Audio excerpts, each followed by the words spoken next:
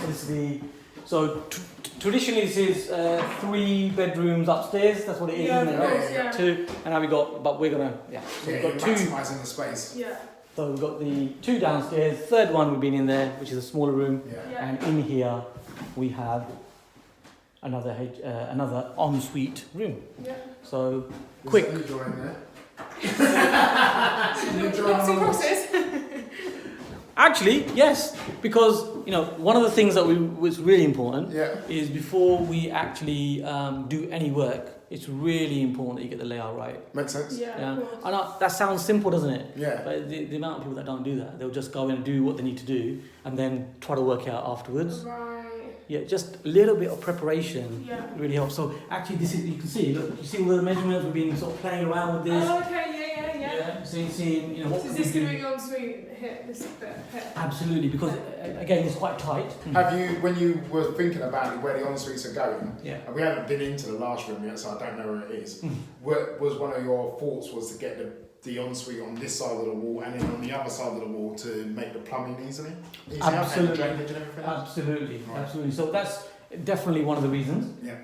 And another reason is you've got to think about it in some practical terms how to think of it, because you're going to have like real people that actually live in here. Mm-hmm. So you've got to make, they've got to be comfortable in where they live. So if you imagine there's an ensuite here, and this is the door over. You've got the door over here, so you're coming in through this door, and then we've got the ensuite here.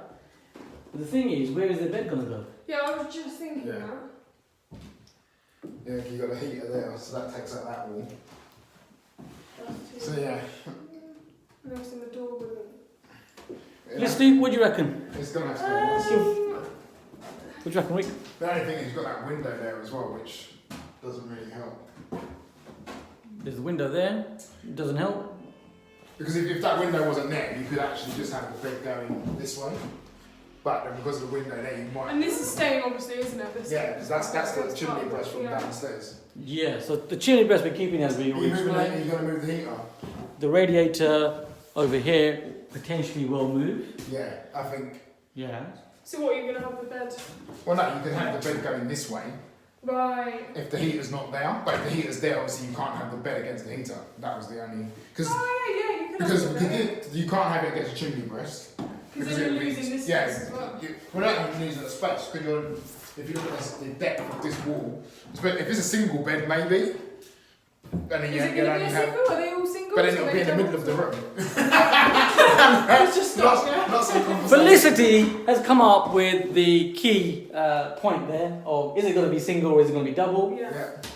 It's actually going to be 3/4 of a bed. Right. Okay. Oh, the what do you call it? Sizing? Is it? I don't know. Yeah. Yeah, That kind of sizing. So it's going to be. European sizing, is it? It's like. It's slightly smaller, I think. The European sizing. Oh, maybe that's what they call them. Yeah. Yeah. So we call them 3/4 beds. So they like a double bed, just slightly short, slightly less width, Okay. but it gives you the appeal of a big double bed. Yeah. And actually, it's enough space for someone, for individual.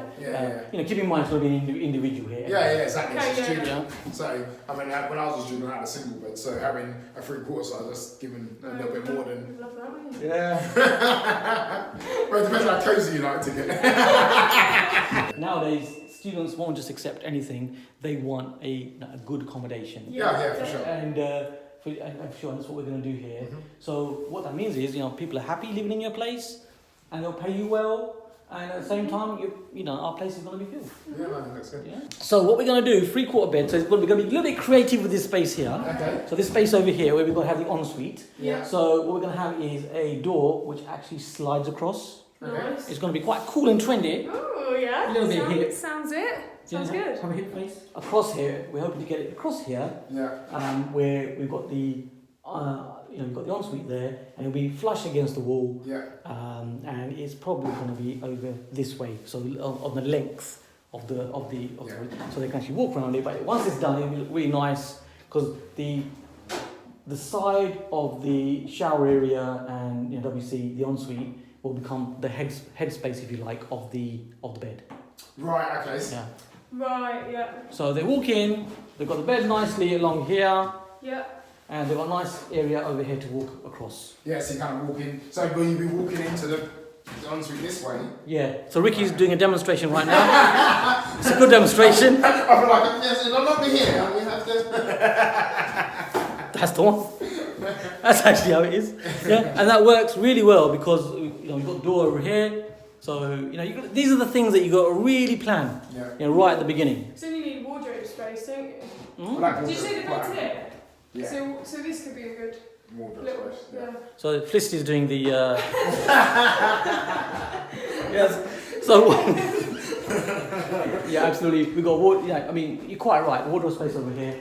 I mean, there's some great space-saving ways of actually doing it now, isn't there? Yeah, that's true. Some Yeah. real quirky stuff that you can do. So we'll be doing some of that. Yeah. Cool. Here's the final room. Final destination. Here we have it. So here is the 5th room. Yeah. Do a little swirl Yeah, the master of the bedroom. room. Lovely.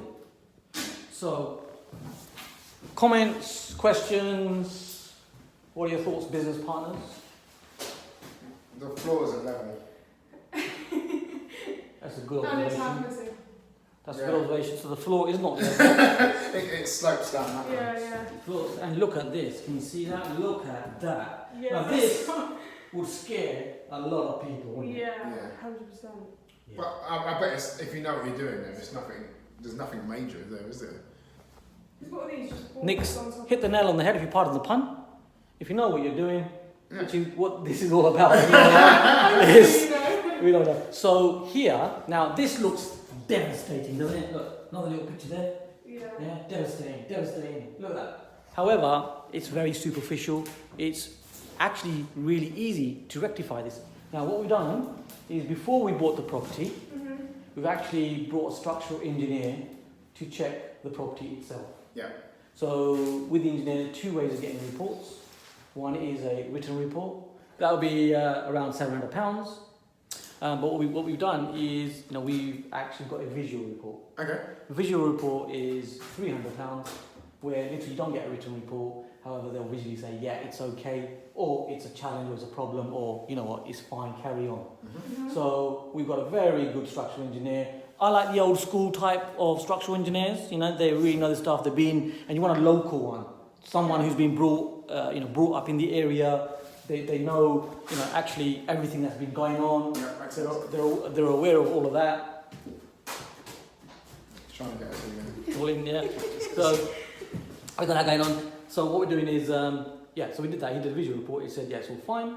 Cool. He checked that. So this does need some work on it, but it's very, like I say, very minor. Yeah. So there's some like tie-ins that go in here. We call them in investor perspective. That's fine, and this is going to be rectified as well. So this looks like it's sloping, and it is a little bit, but it's not actually anything structural. Yeah, exactly. Yeah, which actually, these are like, this is where you find the golden. This is where the gold is. Things like this, which scares other people, but Yeah, definitely. Yeah, because then if no one's looking to buy it, I'm going to go, oh, that's going to cost X amount. And you can come in, and then you're like, well, actually, I've got no other buyers anyway, so then the price obviously will. Whereas if you've got loads of people going, oh, this is a perfect property, then you're going to have your challenging against them, and that's going to push the price up. So that makes sense. so that's really important. Us being, good business investors, and taking care of people. Yeah. Over there, outside here, the windows you can notice, there's lots of traffic and so on going on. What are we going to do about it? I mean, I guess you could frost the windows or something like that if you didn't want people looking in. But I mean, it's upstairs, and you can put curtains up or blinds up to stop. And it's double glazed as well, so that's going to reduce the noise. If it wasn't, then I'd definitely suggest that they would. I mean, that was a van just going past, and I could hardly hear anything anyway, so I wouldn't worry about the sound so much. Visually, like I said, you could put up blinds or something to stop thing, but I don't think you need to do much more than that, to be honest. So what we're going to do here is we're going to leave it double glazing. Yeah. We could get into triple glazing, however, it really seems okay. If we get any challenges to that, we might change to triple glazing, but at the moment it doesn't really what you said, Ricky, makes sense there.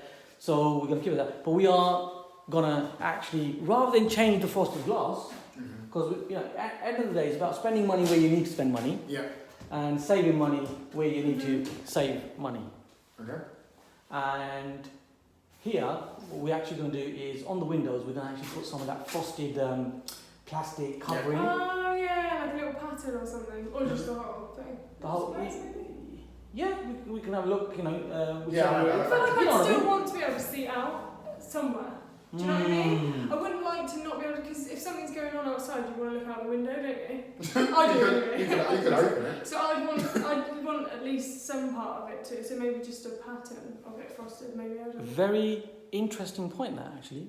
So, see, this is the thing, this is the dream team. That is how it is. Yeah? Because that is quite valid, isn't it? Yeah. So we will look at that. Maybe you could get, I don't know if it even exists, but if you could get like angled, sometimes where you can see out, but people can't see in. So it's kind of angled in a certain way. It's right, because it's still the plastic that goes over the top. But if it was angled at a certain way, you could actually see out. But then anyone looking up, because of the angle of the plastic, the way it's sat, then they wouldn't actually be able to see it. Anyway, just a thought. I'm not saying it exists. It's interesting. Innovation's happening here right now. Exactly. If it doesn't, I'm going to invent it. Painting that one. Painting that one. But yeah, that's something. There's many creative ways. Yeah, exactly. Quite right. But we will go with the simple one, save money, and great idea of really key point there. Actually, people want to look out the window, so we'll pick a design which is quite easy. But these are all the little things that you've got to think about before you even start the project. Yeah, it's true. Yeah, but it's not rocket science, is it? No, not at all. Yeah, but you know what? It's simple, but not simplistic. Yeah, no, it's true. Yeah, that's what it is. Lovely. So we've got a nice big room here. So the ensuite in here is going to be just over here. How excited are you feeling, Ricky? Between 1 and 10 right now? 10. Felicity, I don't really need to ask you, but I will ask you. How exciting are you feeling between 1 and 10 right now? I'm over it. See, she's so excited, she's forgotten how to speak. You're in the window. Oh. It was over there. Oh, right, got it. 10, definitely 10, yeah. Oh, right, so Felicity's in 10 as well. Very 10 there. So it's Kam Dovedi and Ricky and Felicity, the team in the Premier Property 57 Club project. Cheers.